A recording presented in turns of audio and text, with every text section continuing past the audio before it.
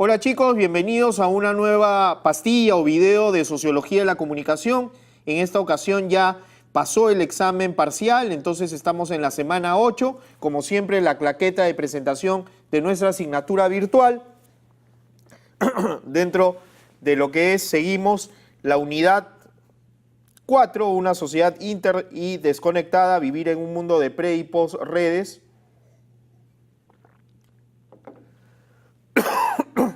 Como siempre, los contenidos, lo público y lo privado es el tema en la sociedad occidental. Quise comenzar con esta imagen de Somos porque señala un punto importante que tiene que ver con Facebook. Y el título no sea sapo. Lo público está caracterizado por la libre accesibilidad de los comportamientos y decisiones de las personas en sociedad, más aún cuando ellas desempeñan algún cargo dotado de autoridad político, jurídica. La publicidad de sus actos se convierte en un elemento esencial de todo Estado de Derecho. Entonces, cuando hablamos de lo público y lo privado, tenemos que entender que esto ha cambiado a partir de la tecnología, ¿no? Si antes se podía definir claramente, hoy es mucho más difícil, es una barrera que es difícil encontrar una frontera, y más cuando uno es autoridad. Entonces, de alguna manera, cuando nosotros somos autoridades políticas, jurídicas, de alguna manera hay un acceso a lo público, a nuestra vida pública. Pero vamos a ver si de alguna manera hay un límite en ese acceso. ¿Hasta dónde podemos nosotros conocer sobre la vida, sobre el trabajo de esa persona pública?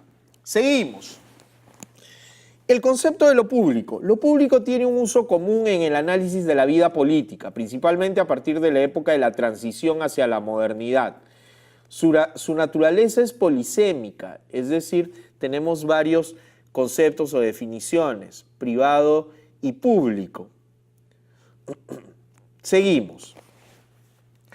Lo público viene del latín publicus y se refiere a lo que es notorio, sabido por todos, común y notado por todos. Lo público es un lugar de intercambio de ideas, pasiones, visiones, espacios, imágenes, intereses y actores que desfilan como un mar de representaciones heterogéneas y hasta irracionales. Lo público es lo que pertenece a todo el pueblo, lo que es común del pueblo o la ciudad. Es decir, todo aquello que yo puedo saber, conocer. En los 80s, en el famoso informe McBride, de Sean McBride, señalaba lo importante que era acceder a la información pública. Es decir, en las grandes naciones, en los grandes estados, si algo los caracteriza es que cualquier ciudadano puede tener acceso a la información.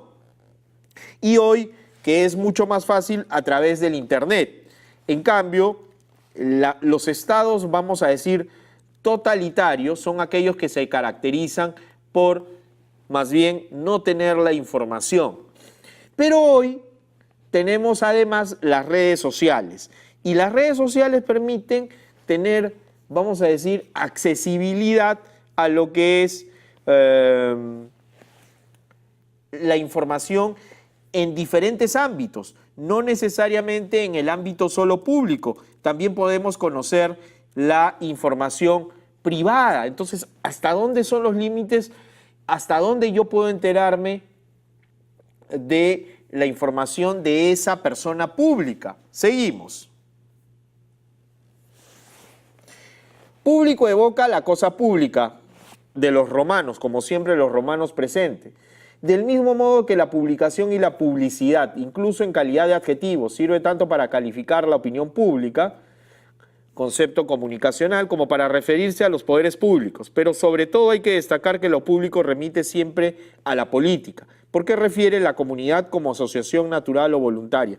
Entonces hay una relación directa entre política y público, ¿no? ¿Y por qué? Porque esto de alguna manera refiere a actos propios que se dan en la comunidad, a la cual todos tenemos acceso, mejor dicho, ¿no? Seguimos. Aquí viene lo privado. Si lo íntimo estaba caracterizado por su total opacidad, lo que caracteriza a lo público es la transparencia. Entre estos dos extremos cabría ubicar el ámbito de lo privado, que no es lo mismo que lo íntimo, como aquel en donde impera una transparencia relativa, o sea, que hay aspectos que tienen que ver con la vida privada, aunque muchos expertos señalan que finalmente para un político no tiene vida privada. Entonces se hacen como una taxonomía, público, privado e íntimo, ¿no? Hoy que cada vez es más difícil mantener esos tres espectros, sobre todo por una vocación de enterarme de la vida de las personas, ¿no? Porque en muchos de los casos la política se ha vuelto un show y evidentemente hoy los candidatos políticos no te hablan sobre programas, te hablan básicamente sobre su vida. Incluso ya se practica el storytelling dentro de lo que es la candidatura en diversos lugares del mundo. Se hacen videos donde se muestra la vida, los familiares, el transcurrir diario del candidato y no necesariamente sus propuestas. Entonces, hay un interés por parte de la audiencia en aspectos que no solamente están ligados dentro del marco público, sino también dentro de lo privado. Seguimos. El concepto de lo privado también es pertinente mirarlo a la luz de su trasfondo histórico. A mediados del siglo XVI en alemán se desarrolla la palabra privat, que deriva de la voz latina privatus, y que tiene la misma significación que private en inglés y que privé en francés. En las tres lenguas significa sin oficio público y alude a la exclusión de la esfera del aparato estatal, pues lo público entraña al Estado. Entonces, en lo privado, vamos a decir, está fuera dentro del ámbito del Estado, de lo político. Eso deriva a aspectos propios de la persona, ¿no? Seguimos.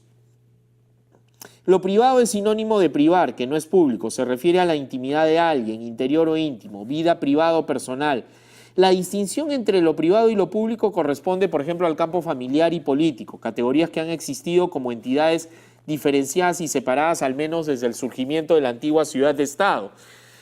Pero esto más bien en nuestros tiempos se ha aproximado. Lo público y lo privado ya es muy difícil definir esa frontera, ¿no? Más bien nuestros candidatos cada vez, al estar presente en las redes sociales, uno se entera de la vida familiar, de lo que hacen diariamente, publican sus videos. Entonces, esa distinción que se daba en la antigüedad no es propia de estos tiempos contemporáneos, ¿no? Seguimos. Cuando hablamos de una sociedad orwelliana, y ahí les pongo una foto, es un panóptico, estamos hablando de una sociedad vigilada, ¿no? Estoy haciendo alusión a George Orwell y su famosa obra 1984, y estoy haciendo alusión al Gran Hermano, ¿no? Estoy haciendo alusión a esta sociedad de las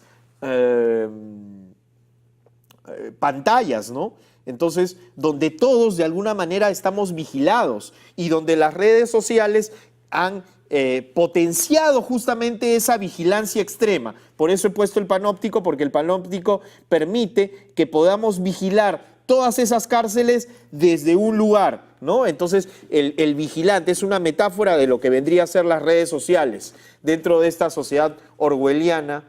Seguimos, mi estimado Walter. El derecho a la vida privada es un derecho fundamental reconocido en los principales instrumentos de los derechos humanos, ¿no? Ahí yo les pongo el artículo 12.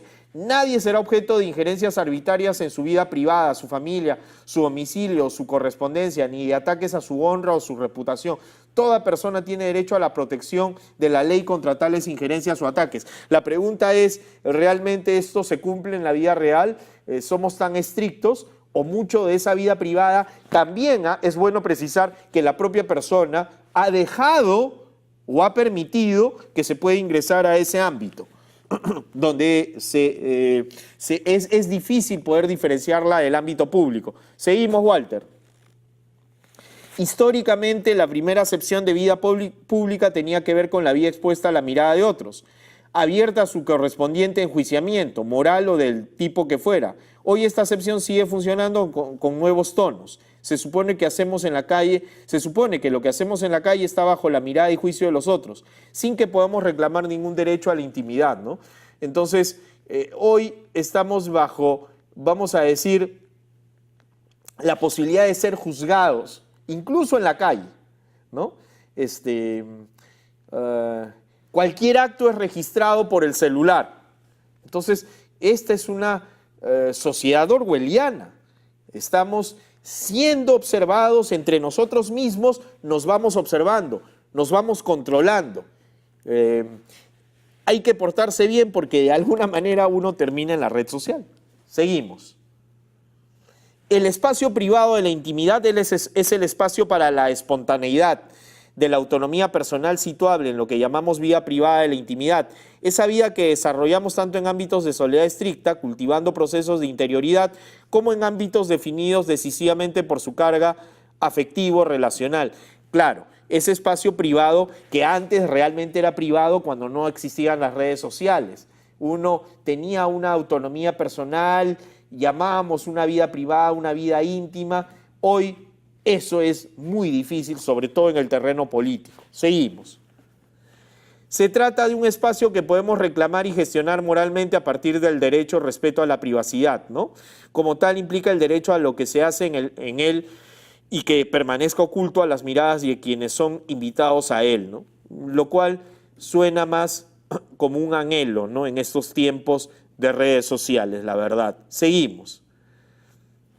Estas son las referencias de este capítulo y como siempre seguimos, mi estimado Walter, gracias por atender a esta pastilla donde hemos hablado de lo público y lo privado y el papel que tiene hoy la tecnología y las redes sociales. Gracias.